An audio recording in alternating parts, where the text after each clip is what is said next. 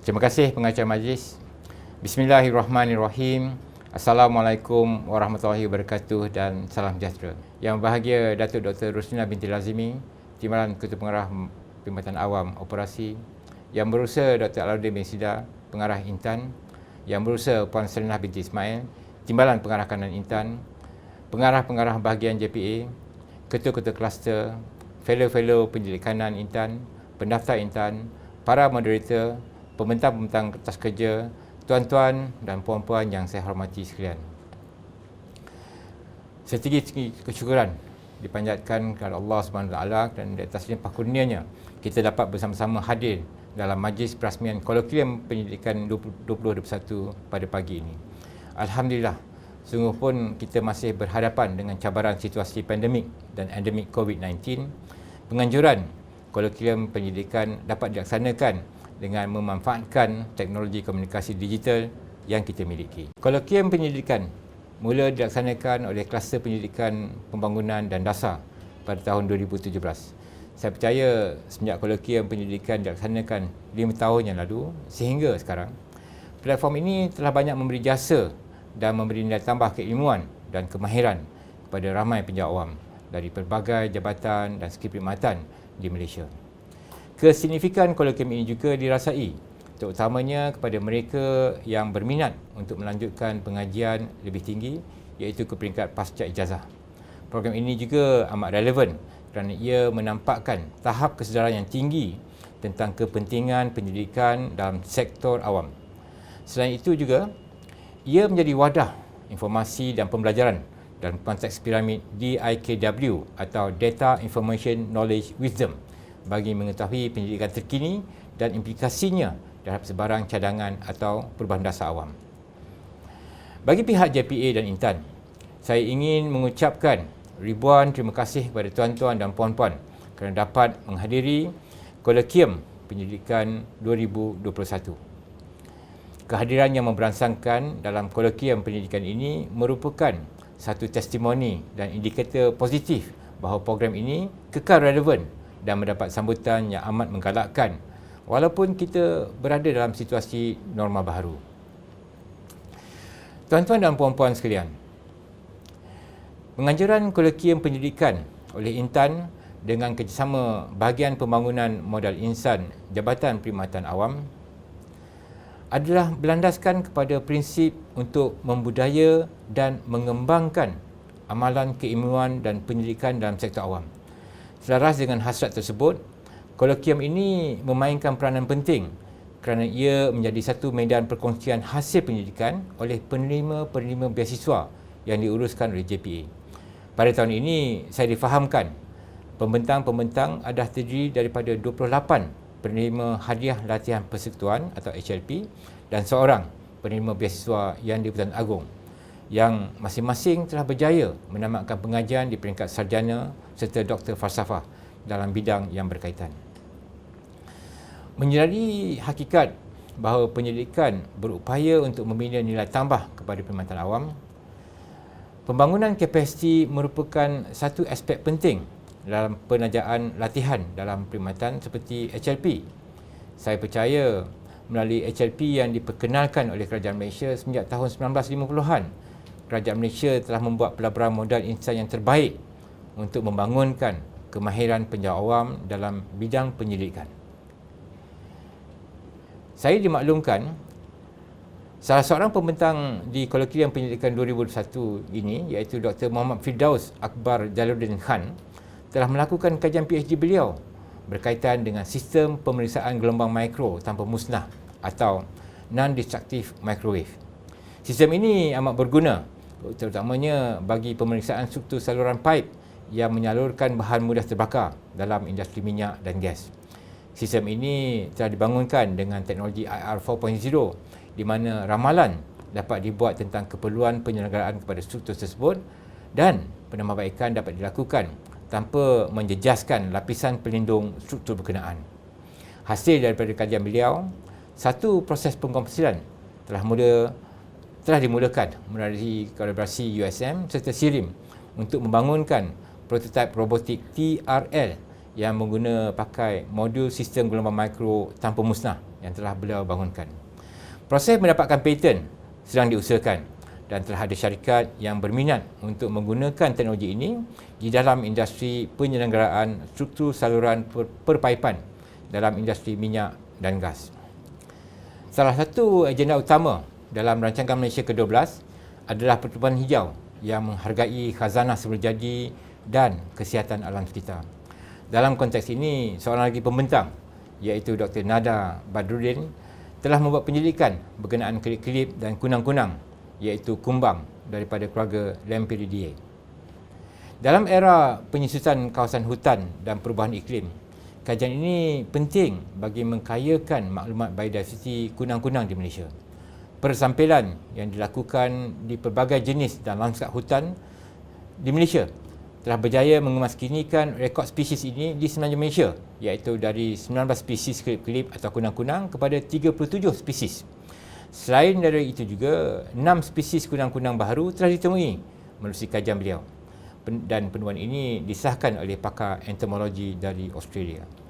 Tuan-tuan dan puan-puan sekalian, penyelidikan merupakan wahana dan juga wacana pembelajaran sepanjang hayat yang dapat membantu dalam mencetus dan meneroka pengetahuan ilmu baru. Melalui beasiswa pasca ijazah, kerajaan menyediakan peluang untuk pelajar awam menimba ilmu seluasnya dan membentuk pembudayaan keilmuan dalam organisasi dan perkhidmatan awam. Penataran ilmu tersebut dapat digunakan untuk proses formulasi dasar di samping mencetuskan daya kreativiti dan inovasi dalam memberikan penyampaian perkhidmatan kepada rakyat. Dalam Islam, proses pembelajaran bukan semata-mata bermatlamatkan kepada perolehan ilmu. Bahkan ilmu tersebut perlulah dimanfaatkan. Ilmu yang bermanfaat akan dapat memberikan keuntungan kepada yang mempunyai ilmu dan juga kepada masyarakat jika diaplikasikan dengan sebaiknya. Maka ilmu yang telah diperolehi dari pendidikan yang telah dijalankan ini seharusnya diguna pakai dan diterjemahkan ke dalam dasar-dasar yang berkaitan supaya kemaslahatannya dapat dinikmati oleh negara dan masyarakat. Tuan-tuan dan puan-puan yang saya hormati sekalian, kolokium kali ini akan mendiskusikan 29 hasil kajian di peringkat PhD dan sarjana dengan merentasi 4 tema atau segmen, iaitu pertamanya, sains dan kelestarian alam sekitar. Kedua, sains sosial dan pembangunan kemanusiaan. Ketiga, teknologi, maklumat dan komunikasi. Dan akhir sekali, tabik urus dan dasar awam. Tema-tema ini sangat relevan, terutamanya dalam mengharungi dunia VUCA dan dunia tanpa sempadan. Salah satu agenda yang diterapkan dalam falsafah pembangunan negara adalah agenda pembangunan kelestarian 2030 ataupun the 2030 Agenda for Sustainable Development yang mempunyai 17 objektif yang dikenali sebagai Sustainable Development Goals atau SDGs. Hampir kesemua SDG dilandasi oleh keperluan-keperluan dasar yang memerlukan penyelidikan serta pelaksanaannya dengan menggunakan pakai ilmu dalam bidang sains dan alam sekitar. Pembentangan kolokium pendidikan 2021 di bawah tema ini antara lain berkisar tentang isu penjanaan tenaga bersih, perubahan iklim dan kesannya, inovasi dalam industri serta usaha-usaha dalam memastikan kelestarian kehidupan di daratan dan juga di laut. Perkara berkaitan teknologi maklumat dan komunikasi, revolusi industri 4.0, penggunaan robotik dan the Internet of Things sudah tidak asing lagi bagi kita semua. Kemajuan teknologi dan penularan wabak COVID-19 bukan saja telah mempercepatkan evolusi digital dalam semua aspek kehidupan kita, tetapi juga telah memberi kesan pada cara kita bekerja. Maka isu-isu berkaitan bidang ini pastinya mempunyai kepentingannya untuk pendidikan yang berkaitan. Tema sains sosial dan pembangunan kemanusiaan juga tidak boleh terkesamping dalam era kemajuan sains dan teknologi. Walaupun teknologi dapat membantu dalam penyelesaian pelbagai isu, namun ianya adalah lebih sebagai sokongan kepada isu kemanusiaan. Isu pembangunan kemanusiaan masih lagi isu yang utama. Antaranya seperti isu kemiskinan dan kelaparan, kesihatan dan juga pengetahuan serta pendidikan yang diberi penekanan dalam agenda Wawasan Kemakmuran Bersama 2030 serta dalam rancangan Malaysia yang ke-12. Tentunya dalam pembangunan kemanusiaan, ianya akan juga terkait dengan pengurusannya. Oleh itu, perbincangan dalam tema tadbir urus dan dasar awam adalah penting dalam memastikan isu kesamarataan, accountability dan integriti diuruskan dengan baik bagi kelestarian kesejahteraan rakyat. Oleh itu, kebolehan dan kemampuan penjawat awam untuk menjalankan penyelidikan dan menyesuaikan dasar atau polisi yang digubal adalah sangat diperlukan sebagai tindak balas terhadap perubahan di peringkat global dan persekitaran.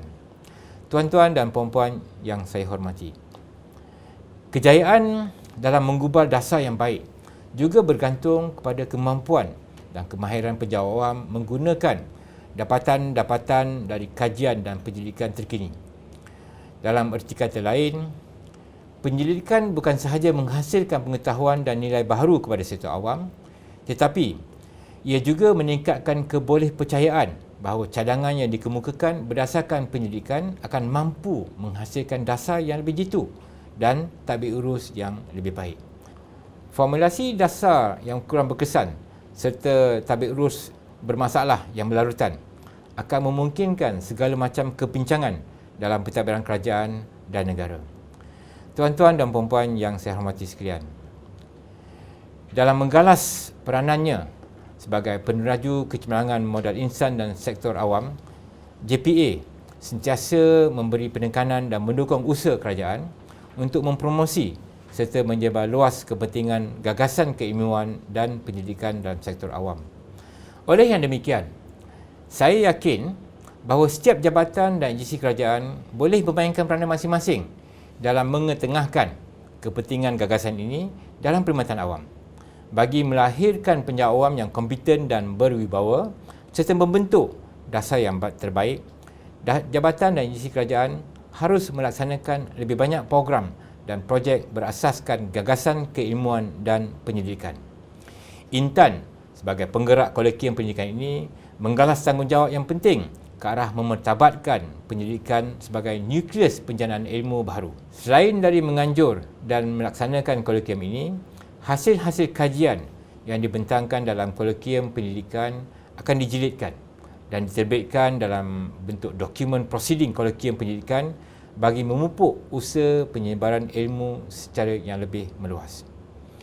Tuan-tuan dan puan-puan yang saya hormati sekalian, di kesempatan ini saya mengucapkan tahniah kepada semua pembentang kertas kerana telah berjaya menamatkan pengajian dan juga terpilih untuk berkongsi hasil penyelidikan masing-masing dalam kolegium ini. Pemilihan tuan-tuan dan puan-puan oleh JPA untuk membentangkan kertas kajian di forum ini merupakan satu pengiktirafan kepada pengetahuan dan bidang kepakaran yang dimiliki oleh tuan-tuan dan puan-puan. Adalah menjadi harapan saya agar semua peserta yang hadir di kolegium ini akan mengambil peluang sepenuhnya untuk berinteraksi dan bertukar-tukar pandangan dengan para pembentang berhubung dengan kajian yang telah dijalankan. Semoga dengan menyertai kolegium pendidikan ini akan menambah semangat dan minat tuan-tuan dan puan-puan untuk terus menjadikan aktiviti penyelidikan sebagai budaya dalam pekerjaan dan perkhidmatan. Akhir kalam, dengan lafaz Bismillahirrahmanirrahim, saya dengan ini merasmikan Kolegium Pendidikan 2021. Sekian, wabillahi taufiq wal hidayah. Wassalamualaikum warahmatullahi wabarakatuh dan terima kasih.